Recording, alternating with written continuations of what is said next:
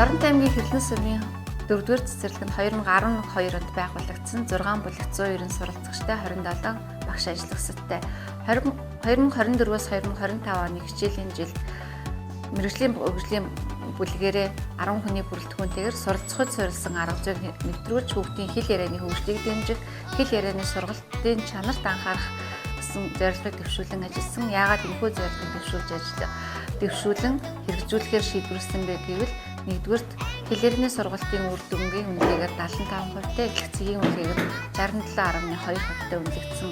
Бөгөөд мөн хүүхдүүдийн хувьд авиа үсгийг солих, авиа үсгийг гээх, авиа үсгийг дутуу хэлэх зэрэг алдаанууд нэлээд ажиглагдсан юм а. Хүүхдийн хэл ярианы хөгжлөнд тэдний танин мэдхүйн түвшин суралцах чадварын суурь болохын зэрэгцээ авиа үсгээ зөв хэлж сурах нь хүүхдийг зөв ярих, зөв унших, зөв бичих ур чадварын суурь нь болдог. Тийм учраас манай мэргэжлийн хөгжлийн бүлгийн дүгнэлт хэлэлцүүлгээс хэл ярианы сургалтын чанарт анхаарч хэл ярианы үйл ажиллагааг идэвхтэй явуулах нь үр дүнтэй юм а гэсэн саналыг гаргасан. Багш нь эхлээд хэлэн чи дараа нь хэлээрэй.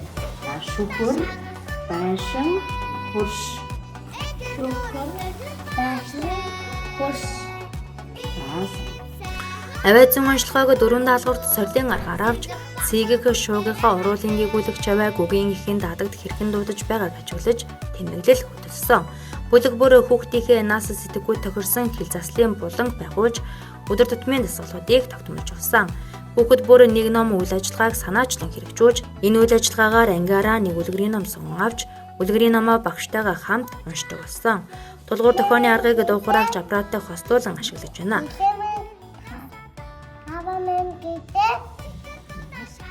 Хэл ярианы хөгжлийн хөтөч болонд багш хүүхдтэйгээ ярилцлагыг зураг харж ярих, тулгуур дохио ашиглан дуу шүлэг уншуулж багштараа нь сонсож ажиглал тэмдэглэл хөтэлдэг боллоо. Хэл яриа сургалт үйл ажиллагааг өгүүлэх хэрэгтний дасгал, сонсох дасгал, авиан дуулга төлөвшүүлэх, харилцан ярилцах, зурлаг бичих гэсэн 5 бүтцийн хүрээнд төлөвлөж хэрэгжүүлж байна. Эцэг их асран хамгаалагч мэргэжлийн багш нарт хэл яриа сургалтын үйл ажиллагааг дээрх 5 бүтцийн хүрээнд зааж түгээн дэлгэрүүлэлт хийлээ. Зохиол суурилсан арга зүйг сургалт үйл ажиллагаанд нэвтрүүлж багш Элмаа, багш Баярмаа, багш Үнэн Баяр нар хүүхдийн хэл яриа хөгжүүлэн дэмжиж буй цэцэрлэгийн сайн туршлагыг аймгийн мэргэжлийн багш нарын бүлгийн ажлаар танилцуулж түгээн дэлгэрүүлэлтийг хийлээ. Манай мэргэжлийн багш нарын бүлгэн суралцахуйн сайн туршлагыг бүтээж санаачлалтайгаар хэрэгжүүлэн багшаас суралцаж хамтаа хөгжиж олон амжилтыг үзүүлсэн билээ. Авиа зүйн судалгаагаар сийгэх болон шуугих авиаг сольж дуудах, авиаг орхиж дуудах алдаа болон хүүхдүүдийн ярих чадварыг нэмэгдүүлэхэд анхаарч хэл яриа сургалт үйл ажиллагааг хэлний дасгал, сонсох дасгал, авиа зөв дуудах, харилцан ярилцах, зурлаг бичиг бүтцийн дагуу зохиол суурилсан арга зүйгээр зохион байгуулж ажилласнаар хүүхдүүдийн хэл ярианы хөгжил дахиц гарч сургалтын үр дүн 23%-аар агсан.